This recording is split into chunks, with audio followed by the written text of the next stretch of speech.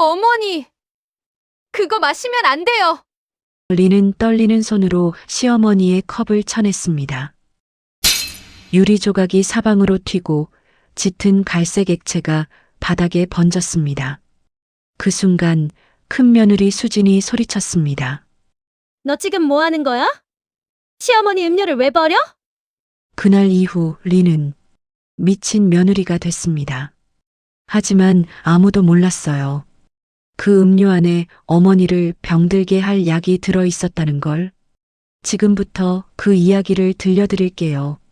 안녕하세요. 저는 린의 시어머니입니다. 베트남에서 온 작은 며느리 린을 가족으로 맞은 지 벌써 3년이 되었네요. 그날 일을 떠올리면 아직도 가슴이 떨립니다. 컵이 깨지고 린이 울던 그날 이후로 우리 가족은 전혀 다른 길을 걷게 되었죠.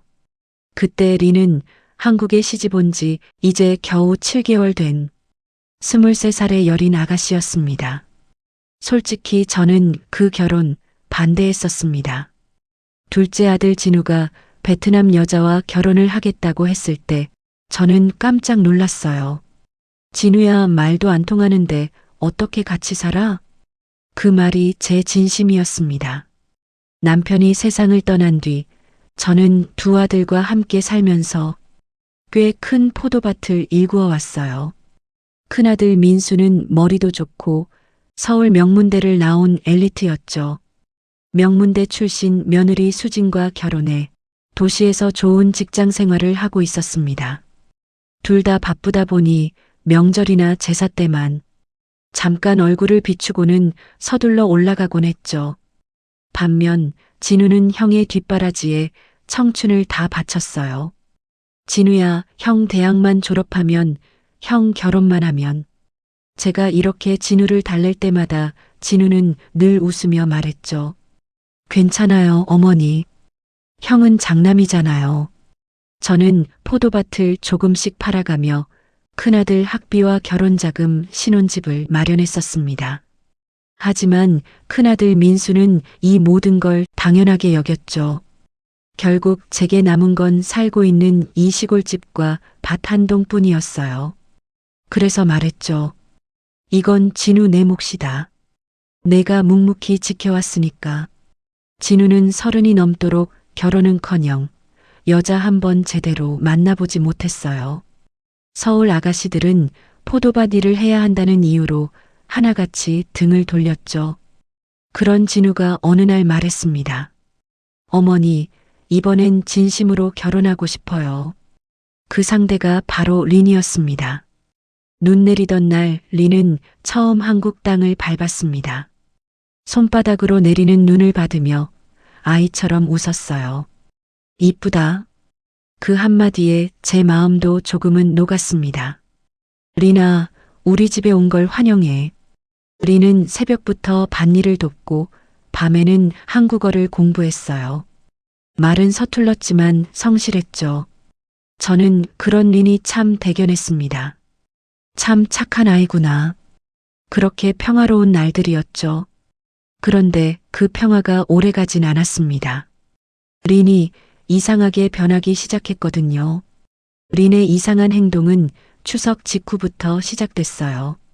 큰 며느리 수진이 명절에 내려온 직후였습니다. 그날 수진은 제게 선물 상자를 건넸어요. 어머니, 요즘 건강식품 좋은 게 많이 나왔더라고요. 이거 드시면 기력에 좋대요. 상자 안엔 분말 음료가 가득 들어 있었습니다. 포장도 고급스럽고 가격표를 보니 제법 비싼 거였어요. 아이고, 이렇게 좋은 걸. 수진아, 잘 먹을게. 저는 고마워하며 받았습니다. 수진은 그날 저녁 손수 분말 음료를 타서 제게 가져왔어요. 어머니, 하루에 한 번씩만 드세요. 저녁에 드시면 숙면에도 도움된대요. 그래, 고맙다. 저는 그 음료를 받아 조금 맛보았어요. 달콤하고 기분이 좋아지는 맛이었습니다. 그런데 그 순간이었어요. 린이 갑자기 부엌에서 뛰어나오더니 제 손에서 컵을 빼앗으려고 했습니다. 어머니, 안 돼요. 그거 안 돼요. 저는 깜짝 놀라 컵을 놓쳤어요. 바닥에 컵이 떨어지며 음료가 쏟아졌습니다. 수진이 눈을 부릅떴어요. 린, 지금 뭐 하는 거야? 린은 떨리는 손으로 바닥을 가리키며 말했습니다. 그거 나빠요. 안 돼요. 저는 화가 치밀어 올랐어요. 린, 형님이 비싼 거 사오셨는데 이게 뭐 하는 짓이야? 린은 눈물을 글썽이며 고개를 흔들었어요. 어머니 진짜 나빠요. 형님 이상해요. 수진이 차갑게 웃으며 말했습니다. 어머니, 린이 요즘 좀 이상해요. 질투가 심한 것 같아요. 제가 어머니 챙기는 게 싫은가 봐요. 그 말에 저도 고개를 끄덕였어요. 그래, 형님이랑 비교되니 그럴 수도 있겠구나. 린은 그날 이후 수진을 볼 때마다 경계하는 눈빛이었어요. 며칠 뒤 수진이 또 내려왔습니다. 이번엔 과일 바구니와 함께 건강즙을 들고 왔어요. 어머니, 이번엔 홍삼 들어간 거예요. 면역력에 좋대요. 저는 기뻐하며 받았습니다. 하지만 그날 저녁 린이 또 그 즙을 냉장고에서 꺼내 싱크대에 다 쏟아버렸어요. 저는 참다 못해 소리를 질렀습니다. 린, 너 미쳤어? 왜 자꾸 이래? 린은 울면서 말했어요. 어머니 형님 부엌에서 가루 넣었어요. 나쁜 거예요. 가루? 무슨 가루? 몰라요. 형님 이상해요. 저는 어이가 없었습니다. 너 지금 형님을 나쁜 사람으로 만들려고 하는 거니? 형님이 어쨌길래 너가 이러는지 모르겠다. 린은 아무 말도 하지 못했어요. 그저 눈물만 뚝뚝 떨어뜨렸습니다. 그날 밤 저는 진우를 불러 단단히 타일렀어요. 진우야, 린 좀 단속해. 자꾸 형수님한테 무례하게 구는구나. 진우도 난처한 표정이었어요. 어머니, 린이 원래 그런 애가 아닌데 요즘 뭔가 불안해하는 것 같아요. 불안? 뭐가 불안해? 너희 형수가 나한테 잘하는 게 그게 린이 자꾸 형수님이 어머니한테 이상한 걸 준다고. 저는 손사래를 쳤습니다. 그런 말도 안 되는 소리 하지 마. 수진이가 얼마나 착한 앤데. 그 후로 린은 입을 다물었어요. 하지만 눈빛만은 여전히 불안했습니다. 그리고 저는 그 음료를 계속 마셨어요. 수진이 일주일에 한 번씩 내려와 정성껏 타주는 음료를요. 그런데 이상했어요. 마실수록 머리가 자꾸 멍해졌습니다. 어제 한 일이 기억나지 않았고 아침에 뭘 먹었는지도 까먹었어요. 장을 보러 나갔다가 집을 찾지 못해 헤맨 적도 있었습니다. 저는 두려웠습니다. 혹시 내가 치매에 걸린 건 아닐까? 그러던 어느 날 린이 제 손을 꼭 잡고 말했어요. 어머니 병원 가요. 제발. 린아, 괜찮아. 나이 들면 다 그런 거야. 아니에요. 어머니, 그거. 형님이 이상한 거 넣었어요. 저는 그 말을 듣고 멈칫했어요. 하지만 곧 고개를 저었습니다. 설마, 수진이가 왜 그런 짓을 해? 린이 오해하는 거야. 저는 린의 손을 뿌리쳤어요. 린, 너 그런 말 함부로 하는 거 아니야. 형님한테 미안하지도 않아? 린은 그날 이후 아무 말도 하지 않았습니다. 그저 제 곁에서 조용히 지켜볼 뿐이었어요. 그리고 며칠 뒤 저는 주방에서 쓰러졌습니다. 정신을 차렸을 때 저는 하얀 천장을 보고 있었어요. 병원이었습니다. 옆에선 진우가 제 손을 꼭 잡고 있었고 큰아들 민수와 며느리 수진이 걱정스러운 얼굴로 서 있었습니다. 그런데 구석에 린이 조그맣게 앉아 있었어요. 눈이 퉁퉁 부어 있었어요. 잠시 후 의사 선생님이 차트를 들고 들어오셨습니다. 중년의 남자 의사였는데 어딘지 모르게 수진과 눈빛을 주고받는 것 같았습니다. 보호자분 계십니까? 민수가 앞으로 나섰습니다. 제가 큰아들입니다. 의사는 차트를 보며 조심스럽게 말을 꺼냈어요. 검사 결과 어머님께서 보이시는 증상은 치매 초기로 판단됩니다. 그 말에 민수가 깜짝 놀랐습니다. 치매요? 어머니가요? 네. 최근 기억력 감퇴, 방향 감각 상실 같은 증상이 있으셨죠? 이대로 방치하면 급격히 악화될 수 있습니다. 저는 그 말을 듣고 멍했습니다. 치매라고? 내가? 수진이가 눈물을 글썽이며 제 손을 잡았어요. 어머니 괜찮으세요? 걱정 마세요. 저희가 잘 모실게요. 그런데 이상했어요. 수진의 눈빛에 눈물은 없었습니다. 오히려 안도하는 것 같았습니다. 의사가 나간 뒤 저는 애써 웃으며 말했습니다. 너희들 밥이라도 먹고 와. 난 좀 자야겠다. 졸리는구나. 나는 아이들을 밥이라도 먹으라고 집으로 보냈습니다. 병실엔 이내 고요가 찾아왔습니다. 저는 믿을 수 없었어요. 내가 치매라니. 하늘이 무너지는 것 같았습니다. 잠시 후 화장실을 가기 위해 병실문 입구로 천천히 갔을 때 간 줄 알았던 수진이의 목소리가 희미하게 문틈 사이로 새어 들어왔습니다. 사촌 오빠 고마워요. 이제 우리가 법적으로 재산 관리할 수 있겠어요. 조심해. 약은 내 언니한테 받은 거 맞지? 흔적 남기면 안 돼. 걱정 마세요. 언니가 약사라서 처방전 없이도 가능했어요. 아무도 모를 거예요. 문틈 사이로 스치는 그 말들에 저는 순간 온몸이 얼어붙었습니다. 사촌 오빠? 언니가 약사? 그럼 이 의사가 수진이 사촌 오빠라는 거야? 그리고 깨달았습니다. 이 모든 게 계획된 일이었다는 걸요. 저는 눈을 감고 조용히 숨을 고르며 생각했습니다. 아직은 확실하지 않아. 일단 아무것도 모르는 척 해야 해. 며칠 뒤 저는 퇴원했습니다. 수지는 더 자주 내려왔습니다. 그리고 매번 약을 챙겨줬어요. 어머니, 이 약 드시면 기억력에 좋대요. 꼭 드세요. 저는 약을 받아들었습니다. 하지만 입에 넣은 척하고 혀 밑에 숨겼습니다. 그리고 화장실에 가서 뱉어냈어요. 그러면서 연기를 했습니다. 여기가 어디지? 내가 왜 여기 있지? 어머니, 여긴 주방이에요. 아까 물 드시겠다고 하셨잖아요. 아, 그랬나? 나 또 깜빡했네. 수지는 흡족한 표정으로 고개를 끄덕였어요. 어머니, 약 잘 드셔야 해요. 안 그러면 더 심해져요. 알았어, 수진아. 고맙다. 하지만 제 머릿속은 점점 명확해지고 있었습니다. 약을 끊은 지 일주일째 제 흐렸던 제 기억이 돌아오기 시작했어요. 그리고 저는 몰래 다른 병원에 갔습니다. 시내에 있는 큰 종합병원이었어요. 진우와 린에게도 말하지 않았습니다.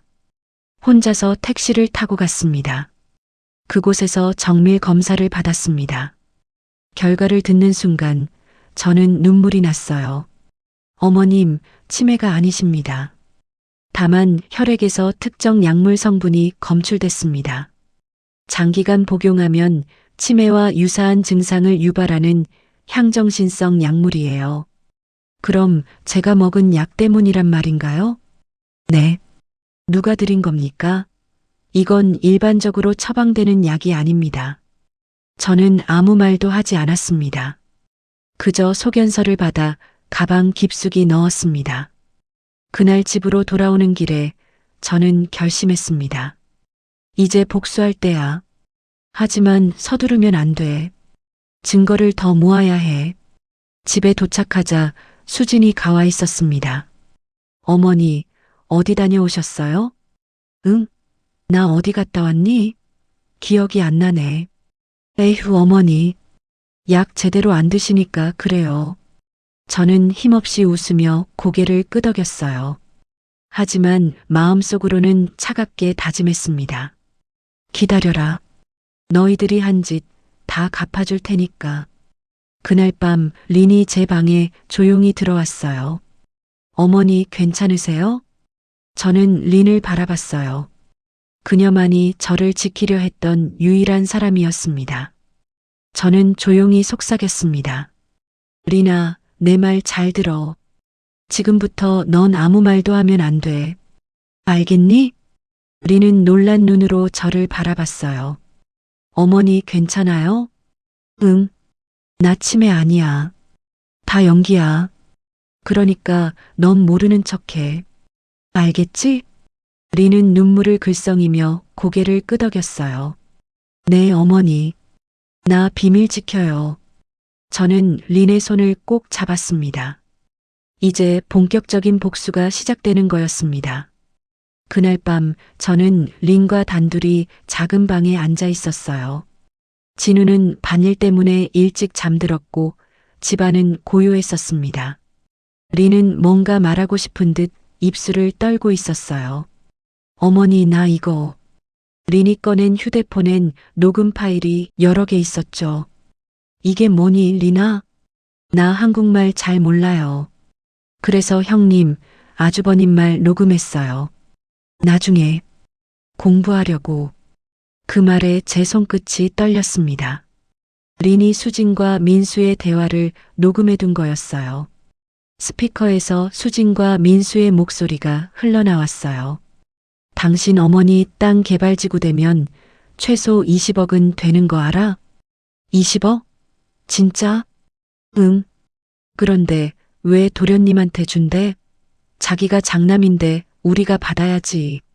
그래도 어머니가 진우 주신다는데 어떡해. 방법이 있어.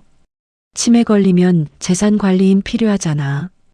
우리가 법적으로 관리할 수 있어.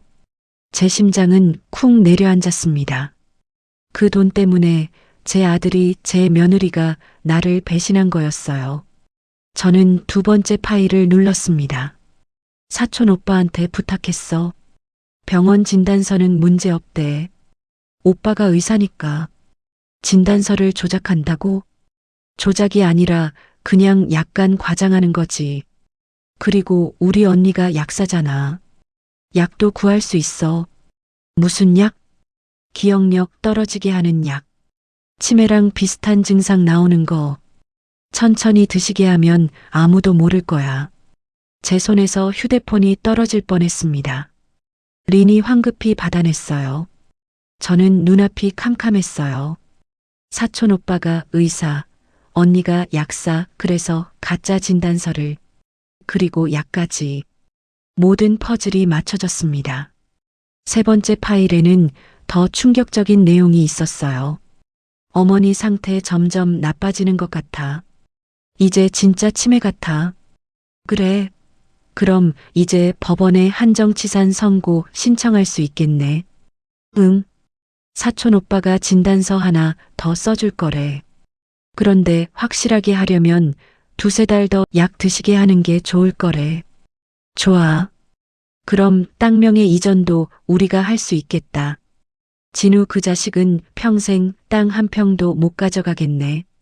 저는 파일을 다 듣고 나서 한참 동안 말을 할 수 없었습니다. 린은 제 옆에서 조용히 기다리고 있었어요. 어머니 나쁜 말이에요? 형님 나쁜 사람이에요? 그 순간 저는 깨달았습니다. 이 순진한 아이의 공부용 녹음이 모든 진실을 밝혀줄 결정적 증거라는 걸요. 린아, 이거 잘 보관해야 돼. 아주 중요한 거야. 중요해요? 응. 아주 중요해. 저는 린에게 천천히 설명했습니다. 린아, 지금부터 우리 둘만의 비밀이야. 알겠지? 네, 어머니. 앞으로도 형님이랑 아주버니가 대화하면 계속 녹음해. 공부하는 척하면서. 알겠어? 린은 고개를 끄덕였어요. 그리고 형님이 주는 약, 내가 먹는 척 할 거야. 근데 진짜로는 안 먹어. 너한테 줄 테니까 잘 모아둬. 네, 어머니. 나 어머니 지킬 거예요. 그날부터 저희는 치밀하게 계획했고 조용히 움직였습니다. 먼저 수진의 사촌오빠 의사와 친언니 약사를 확인해야 했어요. 며칠 뒤 수진이 또 내려왔을 때 저는 치매 연기를 더 심하게 했습니다. 너 누구니? 어머니, 저 수진이에요. 아, 수진이 내가 언니한테 전화 좀 해줄래? 약 다 떨어졌어. 수진이 깜짝 놀라며 말했어요. 언니요? 어머니 약은 제 언니가 준 게 아니에요. 아, 그래. 내가 또 헷갈렸나 보네. 하지만 저는 확신했습니다. 수진에게 약을 준 게 약사 언니였다는 걸요. 그리고 병원 진단서를 다시 꺼내봤습니다. 담당 의사 이름 옆에 작은 글씨로 메모가 있었어요. 사촌 오빠에게 부탁. 저는 모든 걸 사진으로 찍어두었습니다. 그리고 다른 병원에서 받은 제 소견서도 잘 보관했어요. 환자는 치매가 아니며 향정신성 약물에 의한 일시적 인지장애로 진단됨. 리는 매일 수진이 주는 약을 지퍼백에 모았습니다. 그리고 수진과 민수의 대화를 계속 녹음했어요. 한 달이 지나자 증거는 쌓여갔습니다. 녹음 파일 12개, 약봉지 30개, 사진 자료 15장, 그리고 다른 병원 소견서 한 부였어요. 저는 린에게 말했습니다. 린아, 조금만 더 참자. 완벽한 순간이 올 거야. 린은 제 손을 꼭 잡으며 말했어요. 어머니, 나 끝까지 같이 있을 거예요. 그날 밤 저는 창밖을 바라보며 다짐했습니다. 민수야, 수진아. 너희가 뿌린 대로 거둘 준비를 해라. 복수는 차갑게 그리고 정확하게 시작되고 있었습니다. 그렇게 2달이 흘렀어요. 저는 완벽한 치매 환자였어요. 밥을 먹고 또 먹겠다고 했고 화장실을 찾지 못해 헤맸어요. 그리고 진우 이름도 가끔 잊어버리는 척했습니다. 수지는 점점 더 자주 내려왔어요. 이제는 일주일에 2번씩 왔습니다. 어머니, 약 드셔야죠. 자, 여기요. 저는 매번 순순히 약을 받아먹는 척했어요. 수지는 만족스러운 표정으로 민수에게 전화했습니다. 여보, 이제 한정치산 신청해도 될 것 같아. 어머니 상태 진짜 심각해. 그 대화도 린이 녹음했어요. 그러던 어느 날 결정적인 순간이 찾아왔습니다. 민수와 수진이 함께 내려왔고 저녁 식사 자리가 마련됐습니다. 저는 일부러 더 심하게 연기했어요. 여기가 어디지? 우리 집인가? 민수가 한숨을 쉬며 말했습니다. 어머니, 여기 우리 집이에요. 아, 그래? 너는 누구니? 저 민수예요. 큰아들. 큰아들? 아, 맞다. 수진이 눈빛을 주고받으며 말했어요. 어머니, 법원에 서류를 제출해야 할 것 같아요. 어머니가 요즘 기억력이 흐려지시니 재산 관리를 누가 해야 하니까요. 진우가 깜짝 놀라며 물었습니다. 형수님, 무슨 말씀이세요? 어머니가 이 상태로는 재산 관리를 못 하시잖아요. 법적으로 후견인을 정해야죠. 그런데 그걸 왜 갑자기? 민수가 끼어들었어요. 진우야, 어머니 땅이 개발지구 편입됐어. 곧 보상금 나와. 이런 상태로 두면 문제 생길 수 있어. 형, 그래도 어머니가 계신데. 어머니가 판단을 못 하시잖아. 우리가 대신 관리해야지. 그 순간이었습니다. 저는 천천히 고개를 들었어요. 그리고 또렷한 목소리로 말했습니다. 내가 언제 판단을 못한다고 했니? 식탁이 순식간에 조용해졌어요. 민수와 수진의 얼굴이 하얗게 변했습니다. 어머니? 민수야, 수진아. 나 치매 아니야. 저는 가방에서 서류를 꺼냈어요. 다른 병원 소견서였어요. 이거 봐. 나는 치매가 아니야. 약물 중독이었어. 수진이가 먹인 약 때문에. 수진이 벌떡 일어났어요. 어머니, 무슨 말씀을 그렇게 해. 입 닥쳐. 저는 생전 처음으로 며느리에게 소리를 질렀습니다. 너희들이 한 짓 다 알아. 20억짜리 땅 때문에 시어머니를 치매 환자로 만들려고 했지? 민수가 손을 내저었어요. 어머니, 오해예요. 저희가 왜? 오해? 그럼 이건 뭐니? 린이 조용히 일어나 휴대폰을 테이블 위에 놓았습니다. 저는 녹음 파일을 재생했어요. 치매 걸리면 재산 관리인 필요하잖아. 우리가 법적으로 관리할 수 있어. 민수의 목소리가 스피커에서 흘러나왔습니다. 사촌 오빠가 진단서 하나 더 써줄 거래. 확실하게 하려면 2~3달 더 약 먹여야 한대. 이번엔 수진의 목소리였어요. 진우 그 자식은 평생 땅 한 평도 못 가져가. 다시 민수의 목소리가 들렸습니다. 진우는 믿을 수 없다는 표정으로 형을 바라봤어요. 형, 이게 정말이에요? 민수는 아무 말도 하지 못했습니다. 수진이 울음을 터뜨렸어요. 어머니, 이건 모함이에요. 아니, 잘못했어요. 용서해 주세요. 하지만 저는 차갑게 말했어요. 용서? 넌 내 시어머니를 약으로 망가뜨리려고 했어. 그것도 돈 때문에. 저는 약 봉지들을 꺼냈어요. 지퍼백에 담긴 30개의 약이었어요.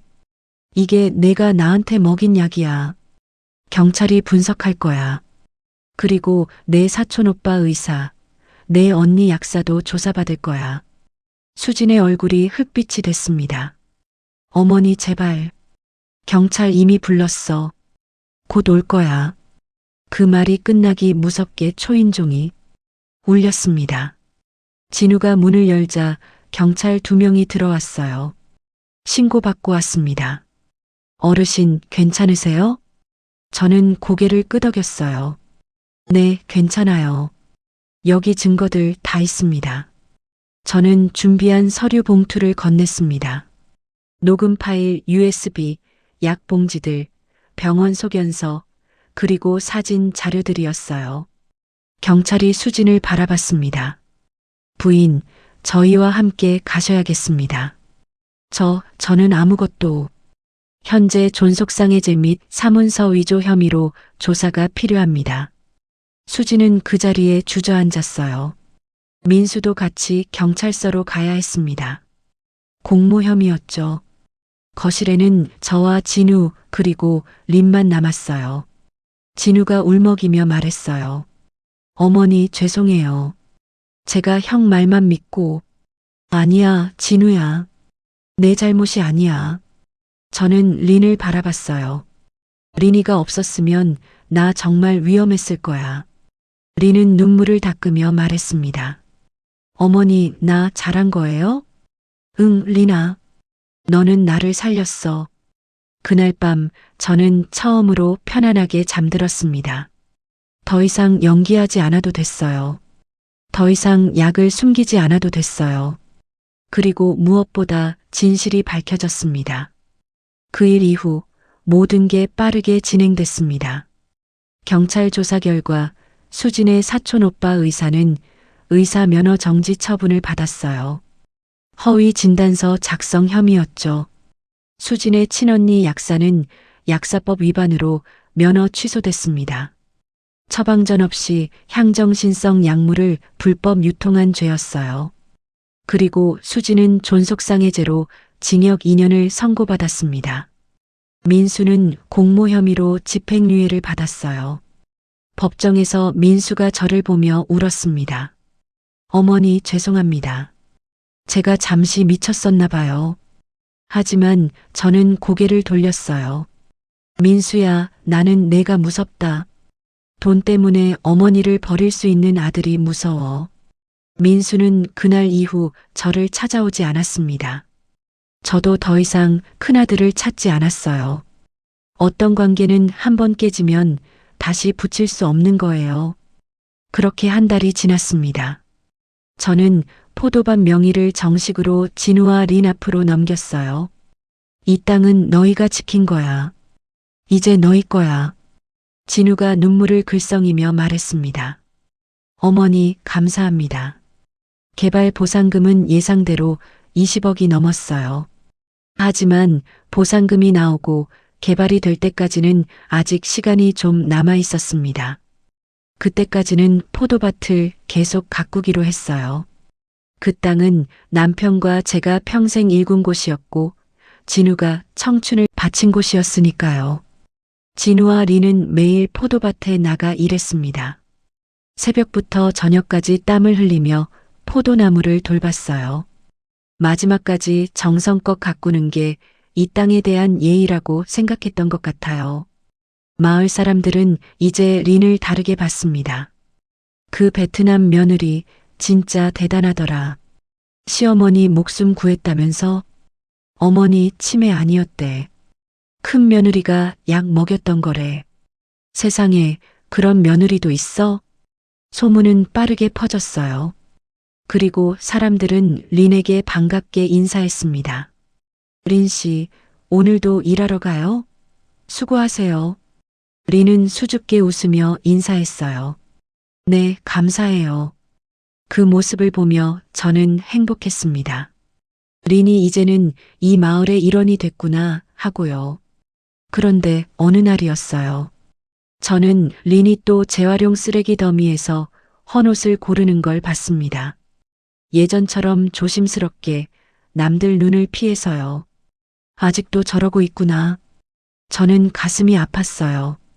린은 여전히 자기 가족 이야기를 하지 않았습니다. 친정 부모님이 어떻게 지내는지, 동생들은 학교에 가는지 한 번도 말한 적이 없었어요. 그저 묵묵히 헌옷을 모으고 몰래 베트남으로 보냈죠. 저는 그날 밤 린을 불렀습니다. 린아, 앉아봐. 린은 긴장한 표정으로 앉았어요. 어머니, 제가 뭐 잘못했어요? 아니야. 물어볼 게 있어서. 너가 오늘 헌옷을 모으는 걸 보았단다.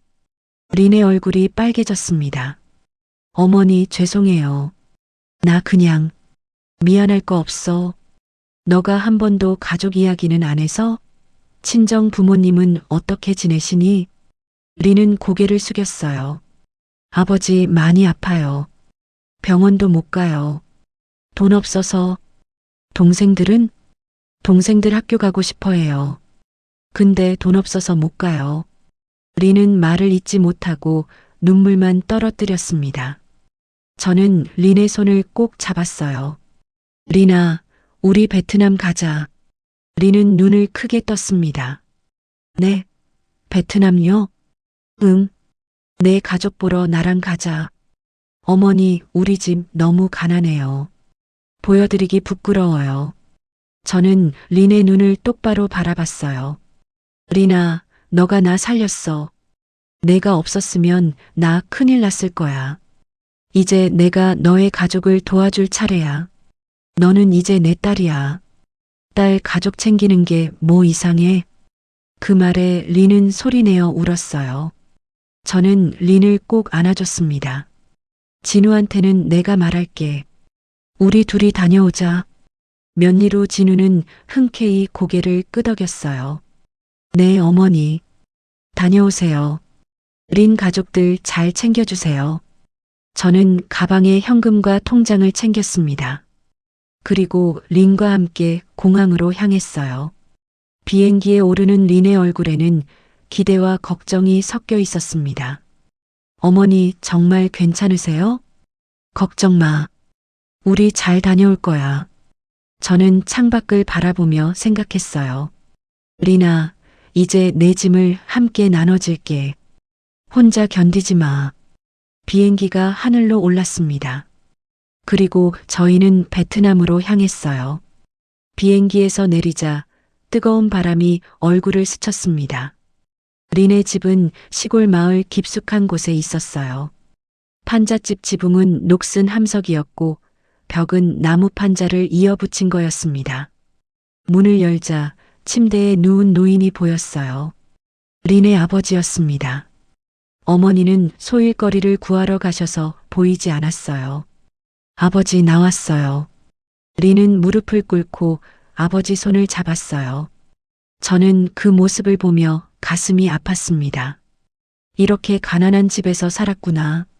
다음 날 저는 마을 이장을 만났어요. 그리고 마을에서 가장 깨끗한 벽돌집을 샀습니다.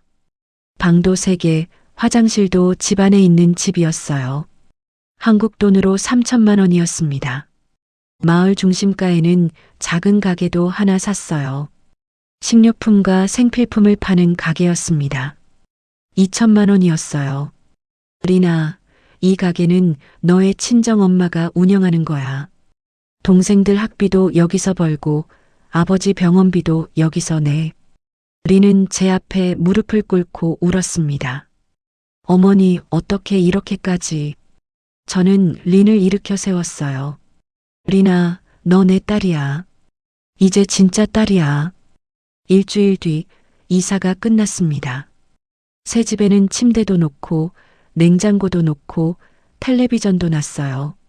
린의 동생들은 신이 나서 뛰어다녔습니다. 언니, 여기 화장실 진짜 있어. 린의 아버지는 새 침대에 누워 눈물을 흘렸어요. 저는 린의 아버지 손을 잡았습니다. 사돈, 걱정 마세요. 린이 우리 집 딸이니까요.